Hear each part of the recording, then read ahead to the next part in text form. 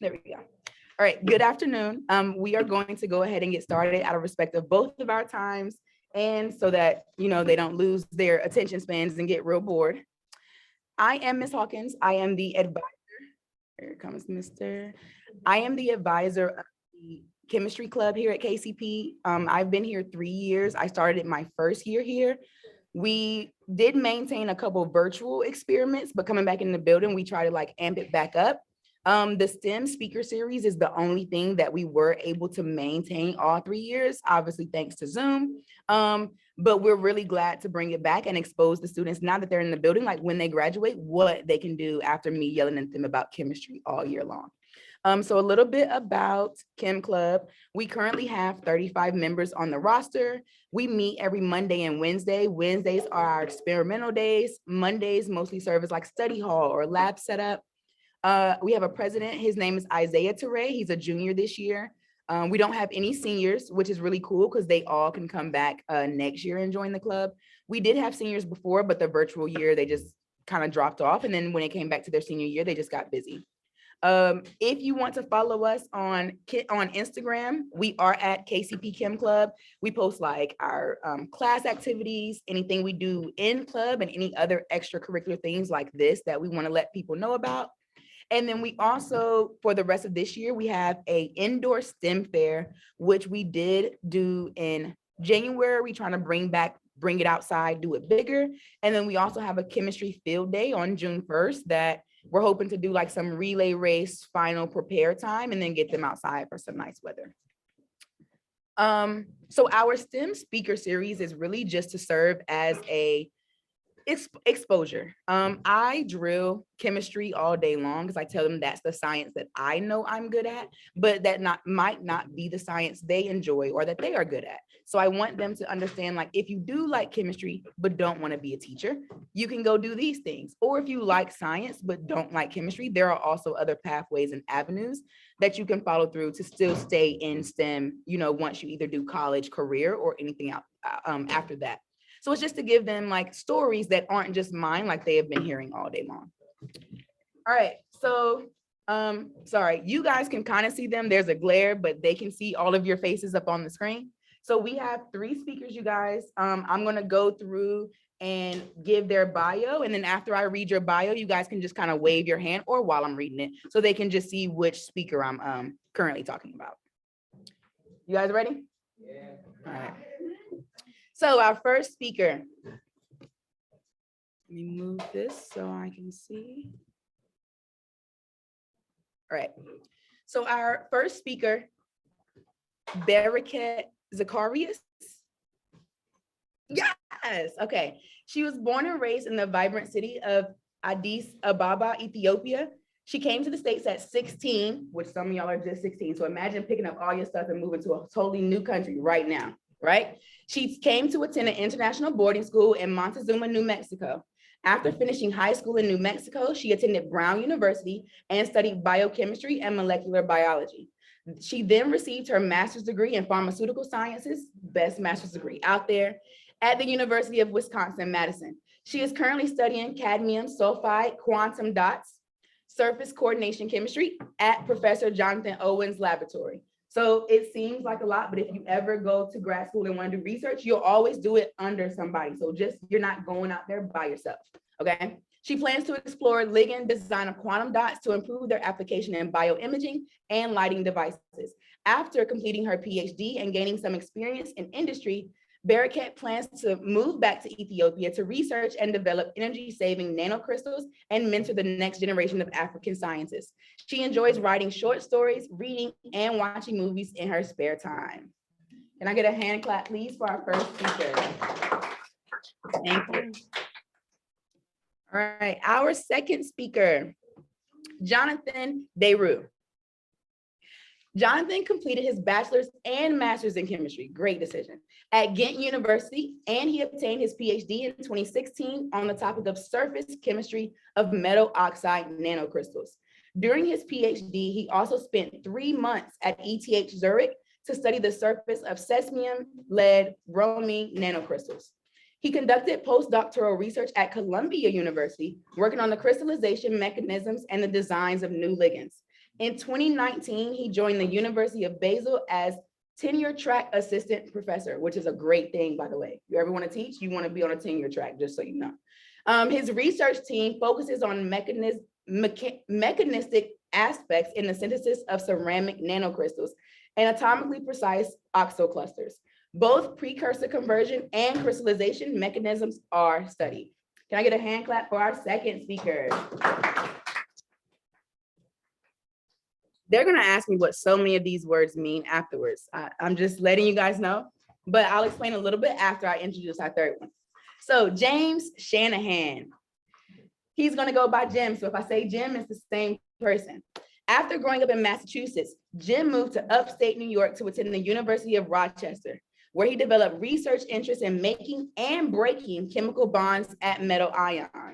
During his undergraduate degree, he found a matching research opportunity in how nickel compounds remove sulfur from petroleum. In a National Science Foundation summer program, he developed new catalytic methods at the University of California, Berkeley. If you ever go back to Berkeley to visit, please take me with you. I'm trying to get to California. He went on to the University of Michigan in 2014 to earn his PhD, where he investigated biologically inspired approaches to catalysis using a combination of hydrogen bonds and metal centers. Jim now works at Columbia University and is disentangling the fundamental steps of how lead selenide quantum dots nucleate and grow. Let me get a last hand clap for our last speaker. So all of these words may have been confusing to a few of them. They excited me. Something I tell them all the time is after undergrad, I got my bachelor's in chemistry.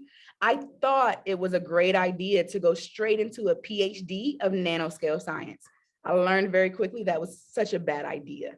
So I love all the nanocrystals and all things like that. I try to tell people or remember when I went to study nanotechnology, something they told me to think about is in Harry Potter, his invisible cloak, right? When he puts it over, he's sneaking around. That's something they were working on at my grad school. They were trying to make it for like soda bottles so that they can make it bigger. But nanocrystals, even though they're really small, can work with a vast majority of things like drug delivery. Solar panels is what I was working on. Invisibility cloaks, right? So it's really small science, but they affect great things.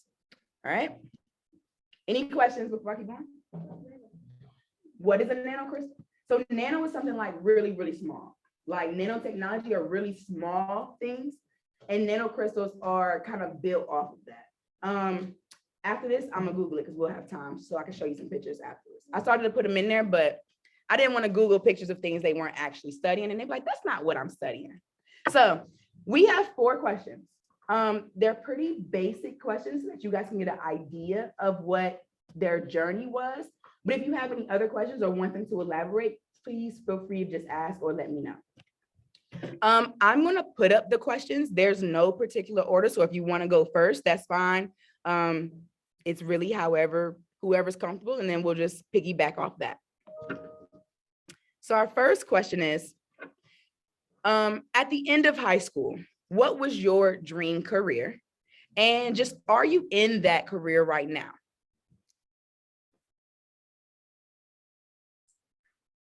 I would say partially. I am in that career right now because what I wanted to do was exactly your job.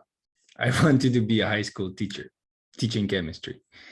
And now I'm kind of doing that. I'm teaching chemistry, but at the university. And as an additional component to my job, I also do research. So I just try to find new things, but so partly.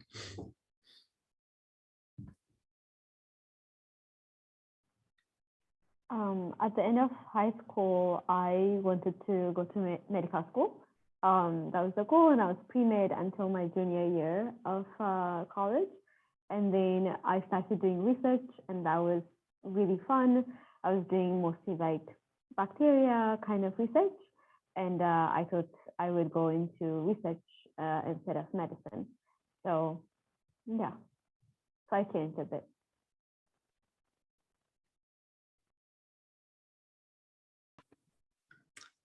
I guess maybe the outlier here, I was pretty aimless at the end of high school. I knew I wanted something to do with investigating and learning new things and trying to, problem solve and do something along those lines. And I thought maybe chemistry was an option. I thought archaeology could be an option. I thought all of these different things could be, something fun to do. And it really wasn't until getting into a research setting where I started whittling down, I guess, what things were actually interesting to me long term. And chemistry wound up being that option.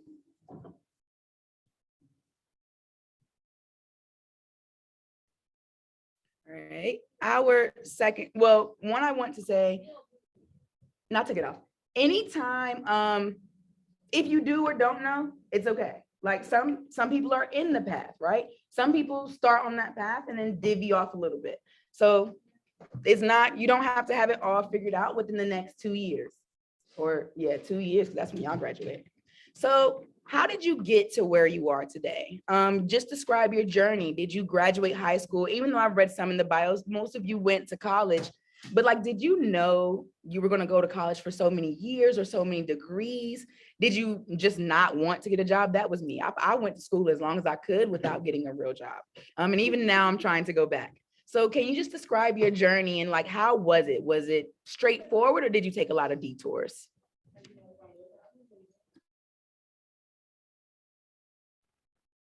I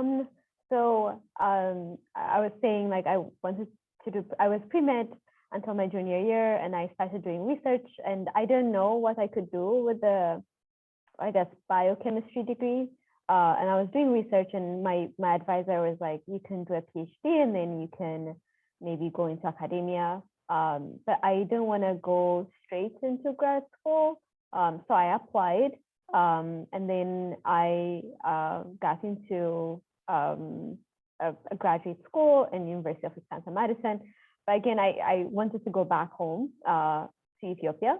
So I took a gap year between my undergrad and grad school. And then that was great. I wasn't doing research per se, I was teaching, and I was volunteering, and that was really nice to be back home after a while. And then I came back to grad school. And then halfway through, I decided that I wasn't really particularly liking the research I was doing. I was doing mostly like drug discovery and medicinal chemistry kind of research. So I decided again to go back home and teach. And so that's what I did.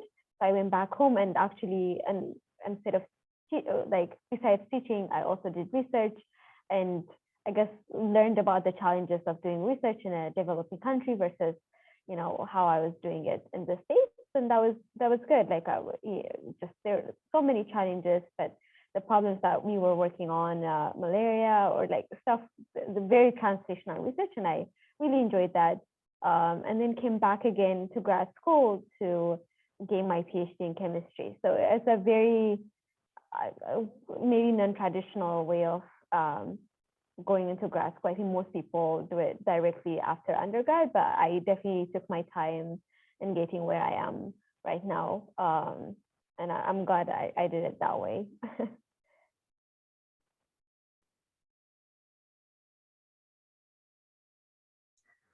Compared to that, my trajectory was kind of a straight arrow, I would say. I did my undergrad, although it's called here in Europe bachelor's.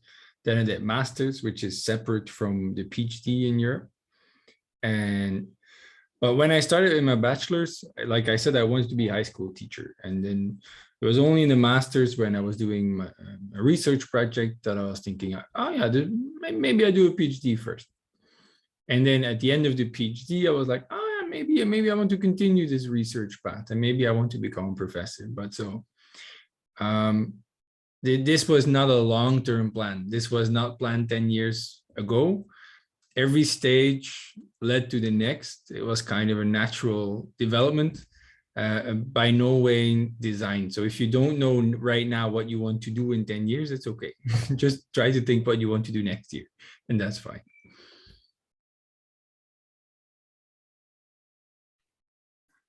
Yeah, I guess mine was kind of similar to that. High school to college, straight transition, and finishing college. I guess I had enough research opportunities that I had enjoyed chemistry, and I had these academic mentors who were encouraging this path and said, hey, you can continue this. So you have someone in your corner after doing a research experience. You have FaceTime. You learn who these people are. They learn about you, and whether or not, I guess, what you're doing is, I guess, up to stuff in their mind, or even helping you grow into making it that. And I guess I really started enjoying this work and collaborating and meeting new people who were doing related work. And it was just a lot of fun. And so I applied to grad school. So I guess if you continue your career down this sort of pathway, I guess you apply to a whole bunch of new schools again. So just like you're thinking about applying now, you find matching programs that are going to match your interests, who more along the lines of not, oh, what school has what degree programs, but more along the lines of which actual professor is doing research or has funding to do some, niche science project that I really like. And so you get to tour, depending on where you get in, you can, wind up at 5 different schools, meeting with faculty all weeks, and then, or all weekend for 6 weeks of 1 year, and trying to figure out, oh, hey, who do I like? Who do I think I could work with really well? And try to find a new school. And I found that in Michigan and continued on. Juggled around working for 3 different people, and then found one that really worked, and continued. No one said, no, you didn't get your degree. And so I wound up with a doctorate and found another job that I thought someone would hire me for, like my skill set, and continue on doing science, trying to figure new stuff out.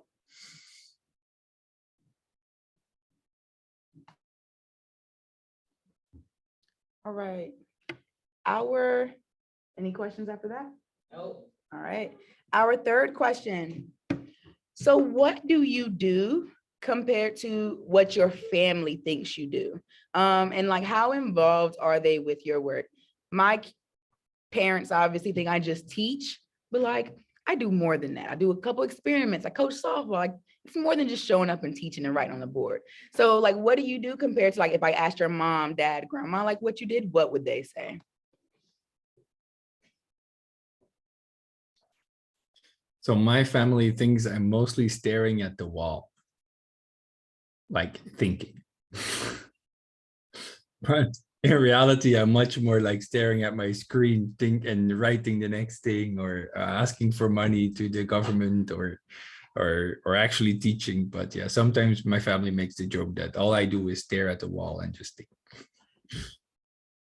And apart from that, my family is not really involved in the work. My father tried to read my PhD, and I don't think he got much further than a couple of pages, honestly.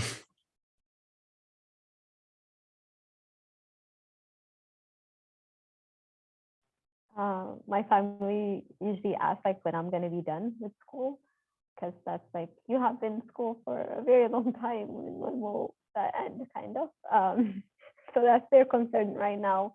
But in terms of what exactly I do, I don't think they know them. I try to explain that it has applications in lighting devices. So I guess probably they know the applications of my research, or like far down the line I might have applications and like solar cells and stuff. But I think the nitty-gritty of what I do on a daily basis, I think they don't know per se. No, for the lack of like explaining it to them, it's just that I think they're not that much interested in knowing.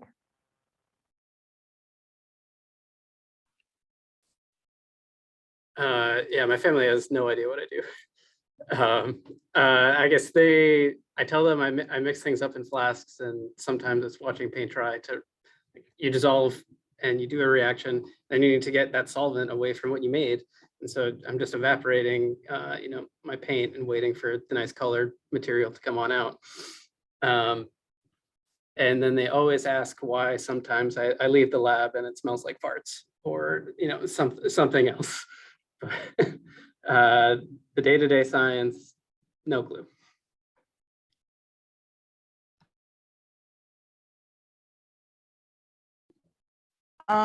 I love that. So that's honestly my favorite question, because I think as scientists, a lot of people know that scientists work hard on really hard things. Like we do it for a long time, we do it over and over again, and then at the end of the day, they still be like, I don't know, it was just a lot. So I love that they'll know your dedication and know the time that you're putting into it, but it's still like something else they're unfamiliar with. So our last question is directly for the students. This is a good batch that I have here today, but occasionally I'll teach them something and we get that, when will we ever use this in life? And I of course, like, no, if you're not going to grad school for science, you might not remember Boyle's Law when you're in the grocery store, right? But for students who think science is just too hard, like they can't even reach the premise of like enjoying it or getting into it because off the strength, they just think it's too difficult. What advice can you give to kids who think that, seeing how you've progressed so far? And I'm sure at some points, even with the degrees, it gets hard at some point. So what advice could you give them to just keep pushing forward?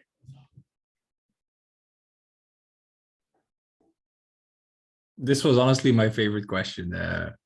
And I thought of three now, just now when you said it like that, a third answer, but I had two prepared. One is in research, because in research, we have to find new things. And this seems like a very daunting task. It's like, oh, you need to find something new that was not known before. And to that, I want to say, don't forget that science works with very, very, very small steps. We don't make big leaps overnight. We just make many, many, many small steps. And that amounts to a nice big step and progress. And I mean, I would almost say anybody can do it because you're really working in these small steps. And then people that think science is hard when you have to study it, I would say everything is hard before it becomes easy. You just need it to be explained in one way that clicks for you. And then once you understand, it will be easy because you've gained the knowledge, you've gained the understanding, and then science will become easier. And the more puzzle pieces you have, the easier the next puzzle piece will come. And then why do we need to learn all this? That's actually a nice question. I mean, science is very useful to understand what's happening around you. Because if you read something in the newspaper about global warming and you didn't have any education in science, you might not even understand what's going on, and you might believe some conspiracy theories that are out there. And to then make a judgment on what is good science or what is true and what is false, you need a little bit of background on that.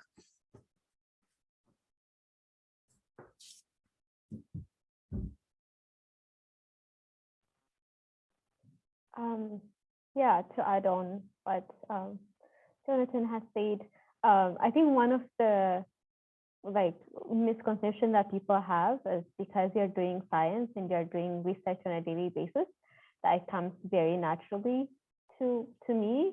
But that's like since high school, I don't think nothing came easy for me. Like I don't think chemistry was like the easiest subject for me, or bio was, or physics was. Like I struggled to grasp the concepts. Like the point was like I studied hard so that I could understand it, but it was hard. It was challenging every step of the way. Like in high school and college, like it wasn't something like I don't know. It didn't come naturally to me, at least.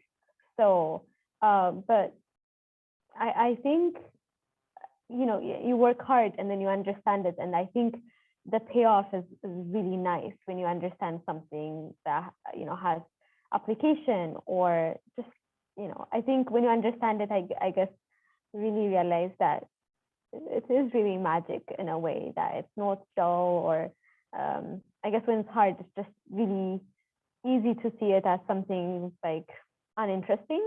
But as soon as it starts making sense, I think it just becomes so much interesting. And I think that's what kept me going. And as Jonathan was saying, like the transformational ability of science, like everything that we do, our cell phone, everything is just based on science, right? So being able to understand the world around you, everything, I think just understanding science is very important. And even if it doesn't have application about Boyle's law, or maybe you won't use it like 10 years like in the future, I think knowledge for the sake of knowledge is also very important. Just knowing and, you know, broadening your understanding of the world, I think is important, besides just having applications and all that. So I'm a proponent of like knowledge for the sake of knowledge, also application. But so it's never easy. It was never easy for me. Just I think it keeps, yeah. You just have to work hard, and then hopefully when it starts making sense, I think that's when it really starts becoming interesting. So don't give up. Yeah, I think, I mean, many things can be perceived to be hard. And I guess for me, what I find the most challenging sometimes is even just finding the motivation. Just understanding, okay, do I care about the big picture, or the sake for knowledge's sake, and what's going to motivate me to keep doing science when it is hard or tedious or challenging.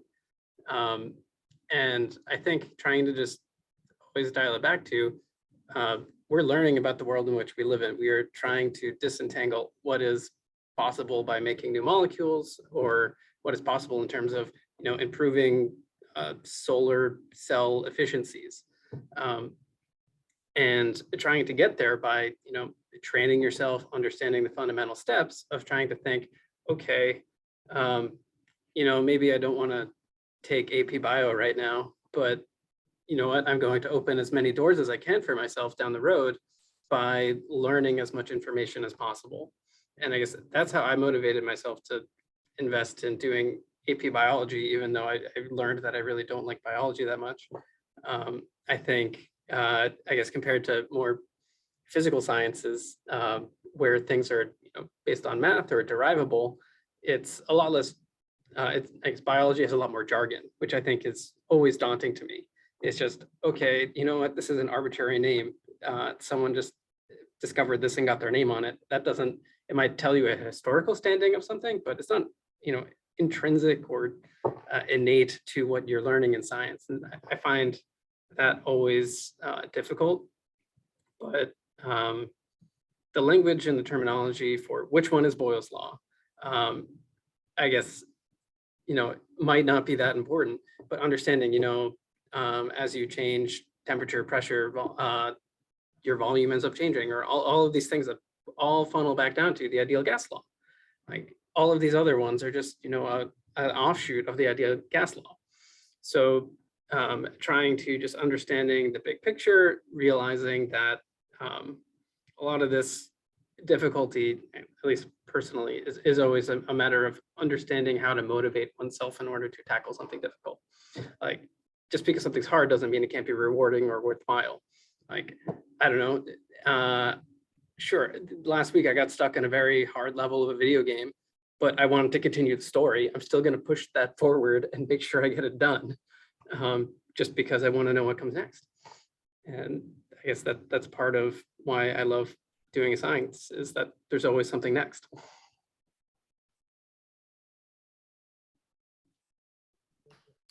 Those were all really great answers. I think I'm going to actually clip them out of the video and save them for my students for next year, actually, at the beginning of the year, when they tell me things are too hard. So that was our last like prepped question. Does anyone in here have a question off the top of their head that I didn't think of?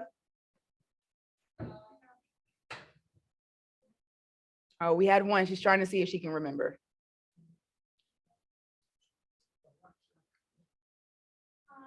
You guys keep saying to push through, to keep going, but when do you know when to stop? Did you guys hear it? Okay. That is I'm a saying right fantastic now. question. All right. So I guess that's always something that's hard to judge. Like, I guess broadly speaking, it can be thought of a sunk cost fallacy of, you know, investing your time in a project that, you know, might not be fruitful.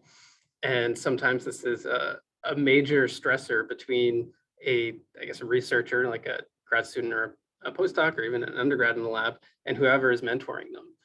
they want to see the project and their idea come to fruition, and you're saying, no, it's not working. This isn't going, and trying to figure out when to stop. I guess it's always a hard balance to strike, because there's always one more idea to try to fix it. And I don't think there's a clear-cut answer in terms of research. So I don't know. Anyone else want to jump in here? I know it's the single most important skill of a researcher, to know when to stop. And that's usually what you have your advisor for as well, is like you can have a conversation with somebody. You don't have to have this conversation with yourself. You can have the conversation with your advisor. It's like, okay, I've tried this and this. Shall we continue, or shall we call it a day and focus on something else? But that's definitely for research. I think for study, as long as you're interested, as long as you're curious, you can keep going.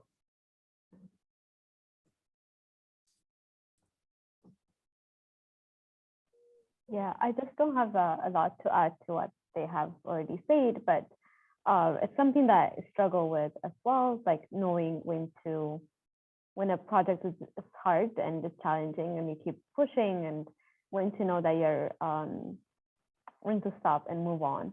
And because our time is limited, like as a grad student, you only have 5 years, or a postdoc, you only have 2 years. I think time is also of importance.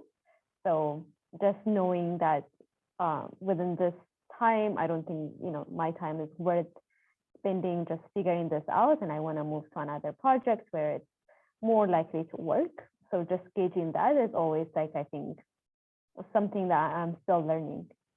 But yeah, I have to agree with Jonathan on studying, though. Just it always pays off. So pushing through and just keeping that curiosity always alive always helps. Always, I think it makes life also better in that sense, where you're always ready to learn and engage and study, and I think really helps just as a life motto itself.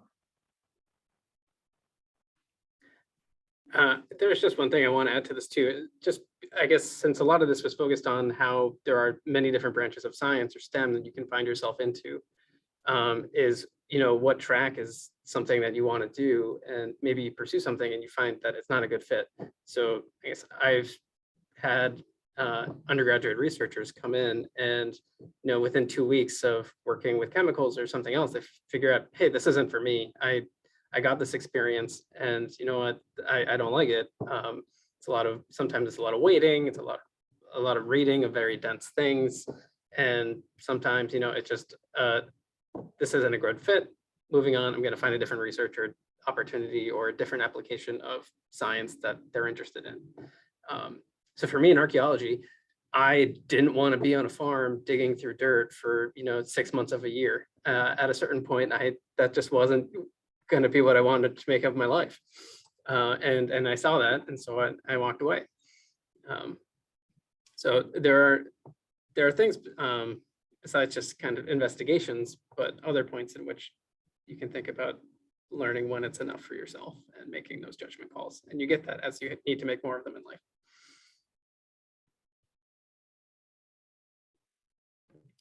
And just to add to that, you did ask them when to stop. You can always pause. And that's something I liked about science. So my master's didn't come right after undergrad. I went and taught for a few years and then was like, okay, I'm going back to school. So with science, it's always changing. So you can always go back and learn new things. You can always switch gears and like apply it to another field. So maybe sometimes think of it as a pause. And then that, like, if you still have the interest, then you'll just continue it and pick it back up the next time. Any other questions? Going once, twice. All right, can I get one last round of applause before I stop this? Thank you so much for coming to speak to us today. I will save this and upload to YouTube so you can share it. We'll watch it for years to come and also for my other classes. And then also feel free to email me anytime if you want to stop by Chemistry Club or help us participate in any of our events, or if you just want to come back and speak to another group of kids next year. We're always down for, staying in contact. All right. It was All my right. pleasure. Thank you so much. You for guys having This have us. was a this was great- really fun. Nice to meet you. Bye. Have a great wonderful day. evening. Thank you, Mr. McMurtry. You guys have a great one. We'll see you Bye-bye. guys next time. Bye. Bye, Brandon.